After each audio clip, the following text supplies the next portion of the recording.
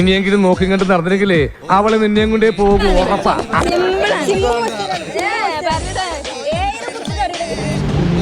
ചേച്ചി ഞാൻ കണ്ടിട്ടുണ്ട് കേട്ടോ. ഒന്നും കൂടെ ആയാലോ എന്താ പറയാ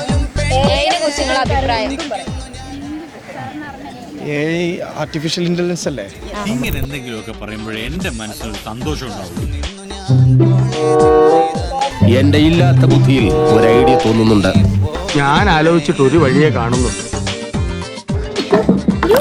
കോളേജില് കോട്ടയ്ക്ക് നടന്ന പരിപാടി നടത്തുന്നുണ്ട്. Which company made it ChatGPT?